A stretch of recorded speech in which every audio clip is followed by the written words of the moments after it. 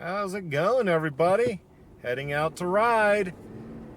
It's going to be a lot of fun. I got a mic hooked up. Hopefully this audio is a little bit better than before, and I had to use a bunch of tools to get rid of wind noise last time, so hopefully this works a little bit better.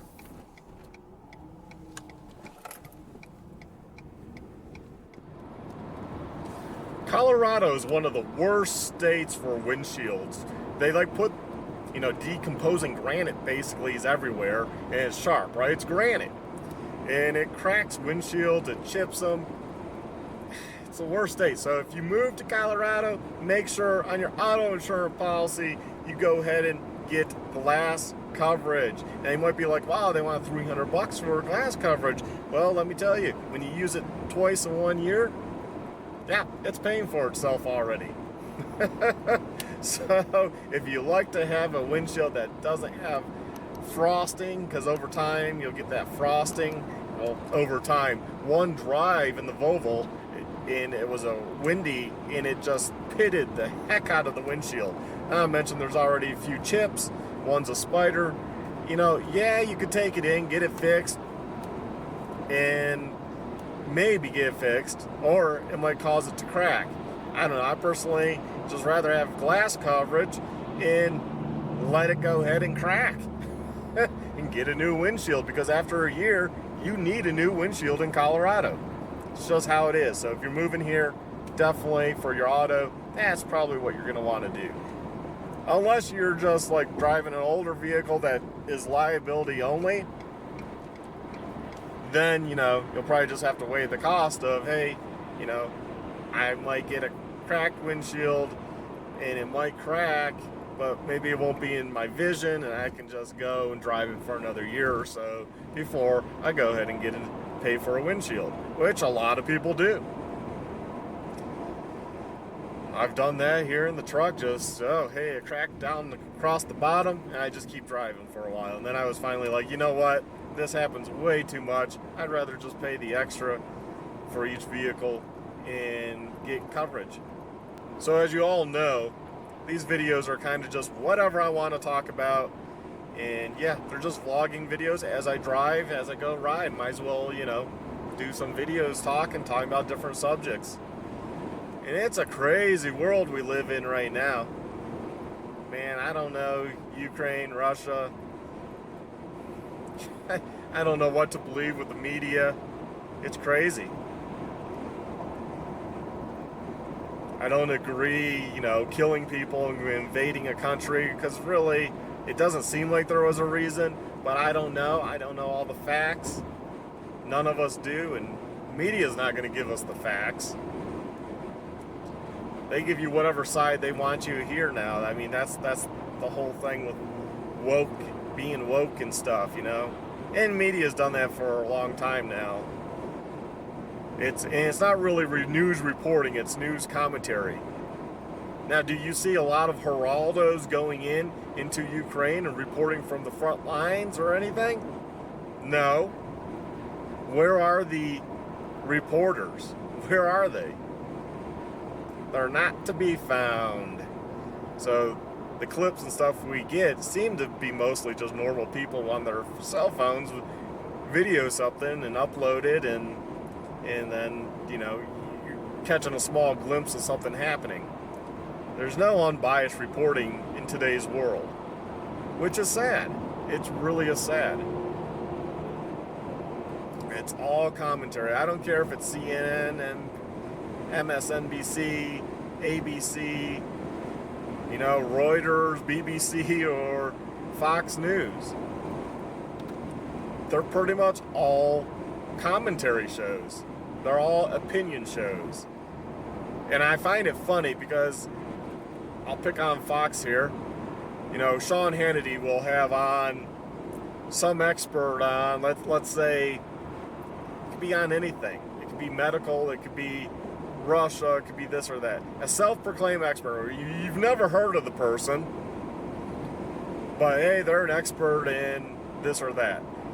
And then he'll ask them questions, but then he'll debate them, and then he'll interject his opinion.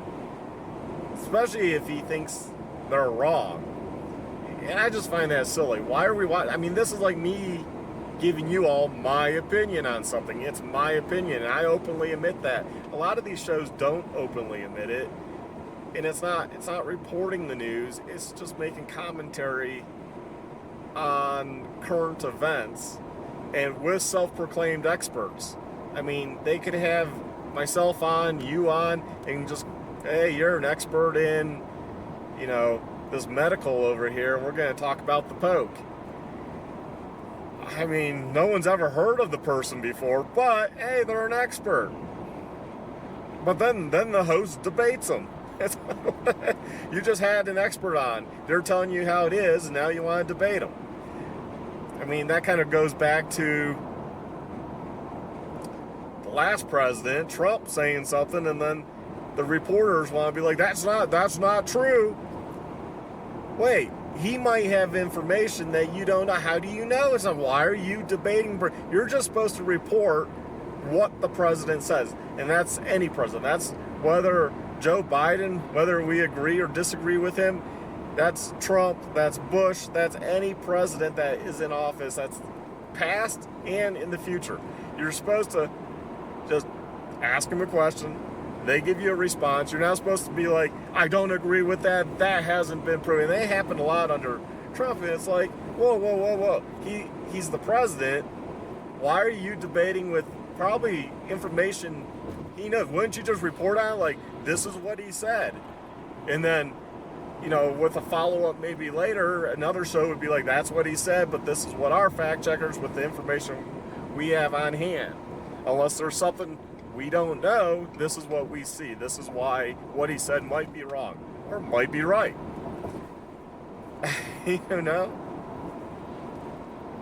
I think it's pretty crazy that media does that. And so news. So why would I trust the news is what I'm getting at. Why would I trust the news on reporting on Russia, Ukraine, or any of that? Why on earth would I can't believe them on this other stuff, because they've known to tell fibs too and lie, outright lie, and just maybe get it wrong. Why would I believe what they have to say right now on current events? I don't. I'm skeptical. And you should be. It's funny that people are picking sides during this whole conflict thing when we really don't know. Oh, well, Putin wants to create the USSR again. Maybe. Oh, he said it. People say a lot of things. It doesn't mean they necessarily want that. I mean, just from my own personal experience. You might say something, it doesn't mean that you want it to go back necessarily. You might be like, yeah, I think it was better during these times. Now, I've watched like shows, YouTubers like Bald and Bankrupt over there, and he's interviewed people where that said they thought it was better under the USSR. And obviously people have said it was worse. I guess it depended where your family fell into the political stuff, If you were taken care of during the USSR, you had a pretty good life. It wasn't all that bad. Maybe you had privileges that others didn't.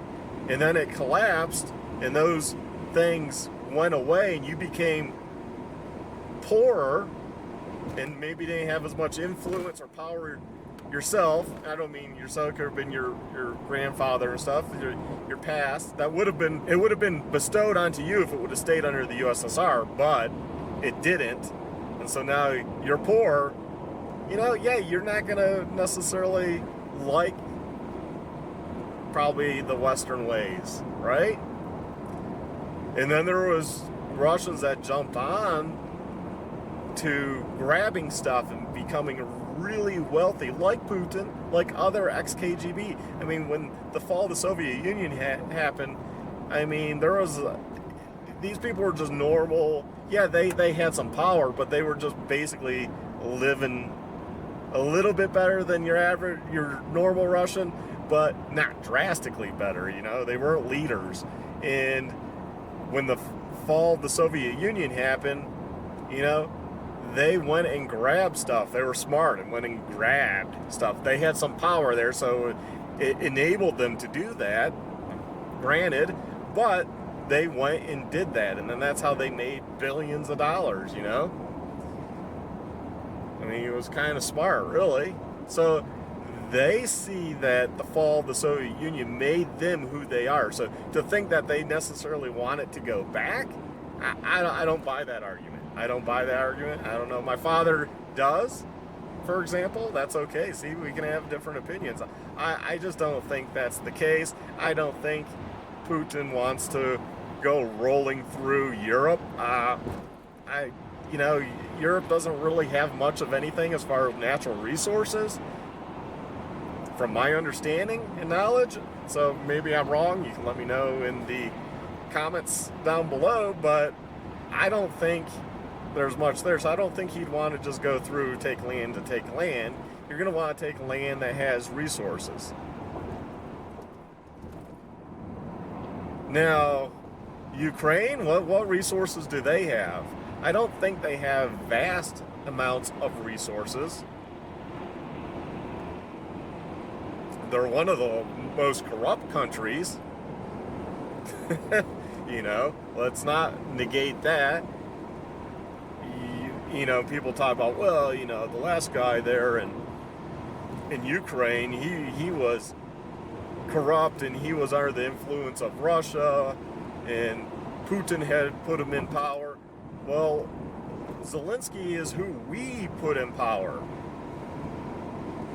You know, that's the disgusting thing with any of these countries. They influence to get their person in power for their own reasons. Whether it's my government or whether it's the Russian government or whether it's the Chinese government. And believe me, they do that here in the U.S. too. That's why, you know, they donate to political campaigns.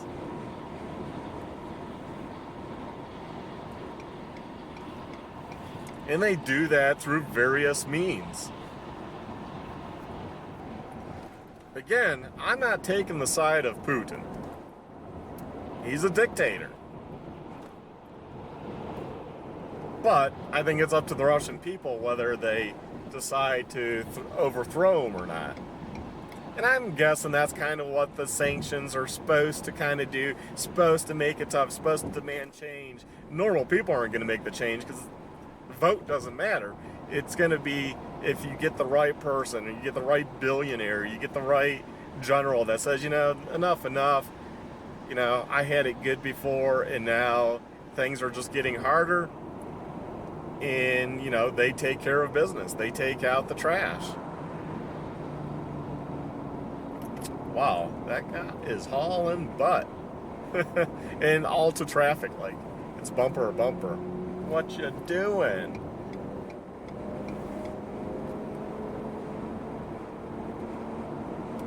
So is Putin a good guy? No, absolutely not. But is Zelensky necessarily a good guy, not corrupt? Not at all. I think the thing is we've gone weak in how we look at stuff.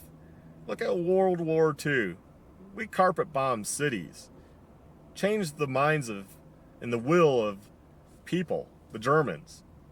And these are just normal civilians. We carpet bombed cities. Normal civilians. Lots died. Horrible. It's horrible. They had nothing to do with it. Even if they wanted change, they couldn't make it happen. And did doing all that end up getting rid of Adolf? No. We ended up taking him out. The people didn't rise up and take him out. You know, that's that's just the sad reality of it. So I don't think sanctions is gonna do anything to hurt Putin. Not really.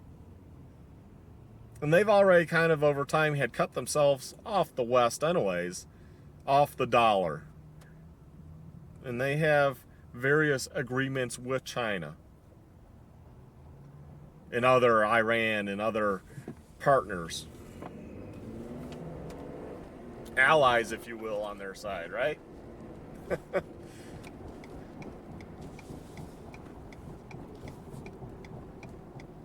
And I just think this is a precursor of China actually going into Taiwan. They've talked about it, and they talk about it a lot.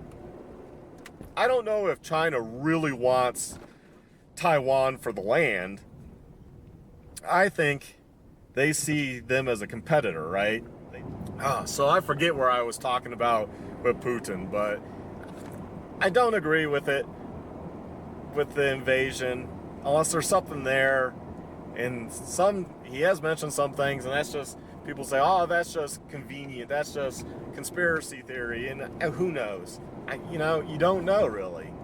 I don't trust our media to report the truth, is what I started off this video with. I don't trust the media, so I can't really pick a side, and I'm not picking a side. All I know is it's not my war, it's not my conflict.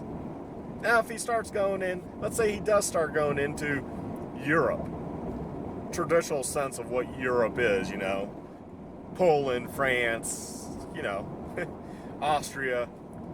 Okay, we got problems, right? That probably then is my concern. But Ukraine? Other than Ukraine joining NATO, what did Ukraine ever really do for us? We give them lots of money to be corrupt, But yeah, we give Ukraine lots of money. Lots of money. Basically going into the wallets and pockets of politicians. I don't know. That's why I say it's not my war. I think there's more to it. I do kind of think Russia would be upset, like we would be upset if Mexico was going to be like, hey, Russia, we're going to ally with you, and we want to join you and Iran and China, and yeah, let's have some missile defense systems put into Mexico. Yeah, we would have problems with that. Now, would we invade? I don't know. Possibly. So, Ukraine wanted to be becoming part of NATO. Whether NATO wants them or not, I guess it's debatable. But Ukraine wanting to become part of NATO, meaning that was going to cause issues. And Putin always said, no, they're not going to stand for that. And he's always said that. Shouldn't we take somebody seriously when they're like, no, we will not stand for that? Just like, shouldn't we take China seriously when they say they're going to invade Taiwan? Or Iran seriously when they say they want to, get rid of Jews and they want to destroy America, death to America? I don't know. I think we should take them seriously. And I just don't think we take any of these people seriously. And then they, by the government or media, act surprised when something finally does happen. I don't know, because I don't think we're given all the information. So I'm just opinion-based here, going off various news reports, and that's out there, and a little bit of history and what I know of the area, geographical location, So yeah, I think something will happen with China. I think China will hit Taiwan. I don't think they want the country. What I was getting at earlier and I didn't finish on was, I think they want to destroy the chip manufacturing there, and they want to destroy a lot of the industry. Destroy that China then owns. I think China's jealous because Taiwan's is competition for China. I'm actually surprised that China hasn't done something already. Now, the media has kind of hinted at, oh, well, they're scared because they've seen what, the Ukrainian people are standing up. Well, yeah, but you're not going to have a land-based invasion of Taiwan. You're just going to strike them from afar and destroy every single thing there.